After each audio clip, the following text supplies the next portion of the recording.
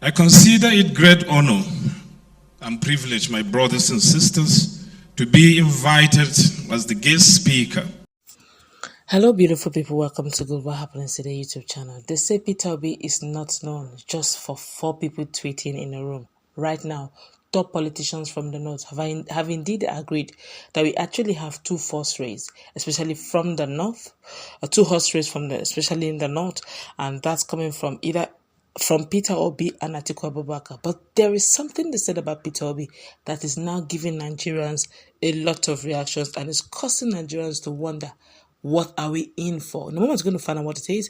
And before we do that, kindly subscribe to our channel. Well, before we do that, let's go straight into the news very quickly. The former Speaker of the House of Representatives, Right Honorable Yakubu Dogara, has declared that the race for the 2023 presidency is between former Vice President Atiku Abubakar of the People's Democratic Party, PDP, and Labour Party's presidential candidate Peter Obi, based on empirical evidence on ground in the polity. According to Dogara, the All Progressive Congress APC presidential candidate Senator Bola Tinubu does not have a chance for a good showing at the forthcoming February 25th presidential polls.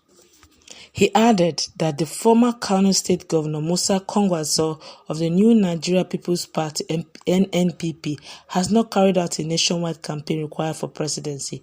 Speaking further, the former senator said among the first 2 candidates mentioned above, Atiku remains the best presidential option for the nation, judging from experience, performance, and social relations he had established over the years. Dogara dropped this hint over the weekend as a keynote speaker in Jos during the Arewa Christian Indigenous Pastors Association ACIPA's Day of Prayer Awards and Book Dedication. He rated 4 of the leading presidential candidates and scored them according to what he described as their track records, visibility, good social relations, virtue of unity, and brotherhood. Concerning Atiku, he said, God forbid that we should imagine that he's perfect, but we cannot deny that he is by far the most experienced, and that what he has done for the Northern Church has not known parallels in Nigerian history. This was one of his major appeals to some of us who endorsed his candidature. In case we have forgotten, let me remind us of the governors Bona Haruna and Julie Nyame, who governed Adamawa and Taraba states for 8 and 10 years respectively with the full backing of Atiku. Don't also forget that Atiku was my only backer at that level when I ran and won the speakership nearly 8 years ago.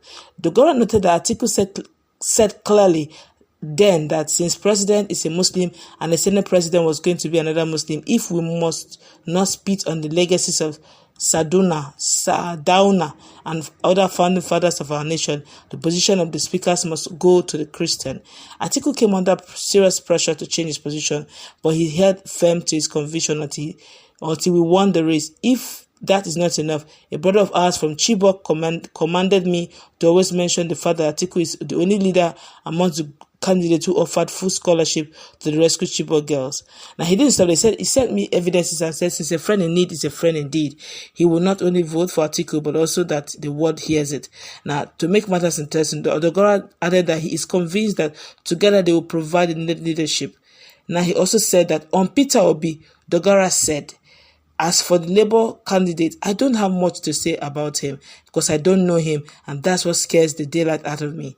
At the level I have operated in Nigerian politics, I'm supposed to know several things about him, but regrettably, that is not so. I would therefore leave those marketing his candidature to tell us who he is and what he has done for us in the past and how he intends to build on it when he becomes president. I have heard so much about him and I've listened to most of his talks about what he has accomplished so far, but the fact that Anambra State, where he held sway for 8 years, is not a model in any material particular for other states is deeply disconcerting to me.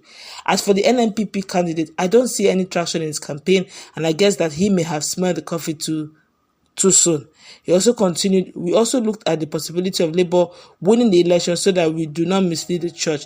The analysis we did, which we subsequently adopted, has been published so that no one is left in the dark regarding the tools deployed in assessment. You don't need to be a top-notch politician to understand what we did. Just divide Nigeria into north and south and ask yourself which of the two can Labour win outrightly. If that confuses you, take the 6 zones and honestly ask yourself which of the 6 geopolitical zones can Labour win outrightly. If that is still too much work, just ask yourself whether any candidate can win the presidency without gathering substantial vote from the Northwest zone based on the statistics of registered voters in Nigeria as released by INEC.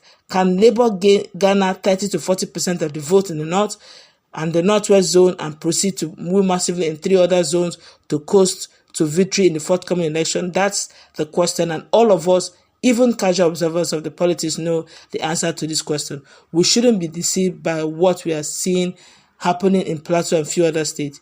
He advised church leaders to take into cognizance of what he has said. On the APC candidate, Bola Tinubu, the former speaker said the former Lagos state governor has staggering allegations of fraud and moral corruption against himself that weighs down on his integrity and capacity. Now, in summary, that's what Dogara, a top politician from the North, said. You keep mentioning that Tinubu has a lot of allegations, staggering allegations that speaks against his integrity. He did not mention the one they mentioned about Atiku as well, who have also very strong allegations that has to do with fraud against him from his former media aide.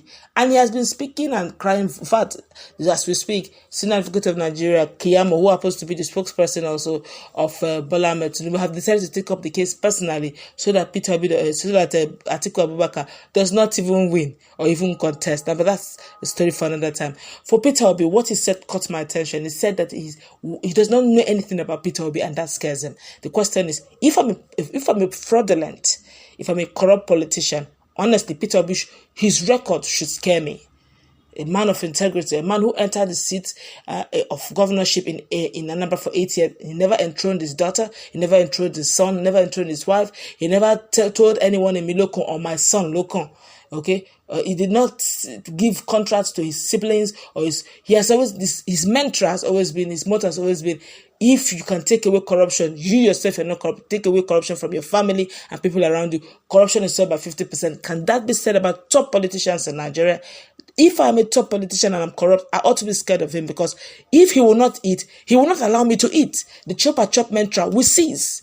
Okay, you're talking about experience. You talked about experience. You never mentioned experience for Bola Tinubu. Bola Tinubu is also a top politician that has experience. If you want to go by what he has done in Lagos way back. But you're judging Atiku Abubakar on what he did in 1999 to your long, becoming down, brother. If you want to look at that, why are you not playing down on Peter Obi? Now you are shouting that Atiku have done so much for the North. That he occupied the role of a vice presidential candidate. Of course, he should be able to do much compared to the role of a governor. And give it to Peter Obi. He mentioned one governor in Nigeria who left surplus in billions for his predecessor, for his successor. If not for Peter Obi, he keeps breaking ranks. His son or his daughter is not your lodge of any state or your lodge of any market. Can that be said about some of these politicians whose children are actually occupying juicy positions and leaving the poor man's children not even get a job? Come on, let's tell ourselves the truth. Well, that's his opinion. I have mine, and I'm sure you have yours. Let's meet in that conversation. What's your take on the fact that a top northern politician believes that Peter Obi scares the living daylight out of him simply because he does not know anything about him? He has searched and searched. He cannot even decipher who Peter Obi is, despite the fact that Peter Obi's data and records are transparent and on the social media for all to read and decipher.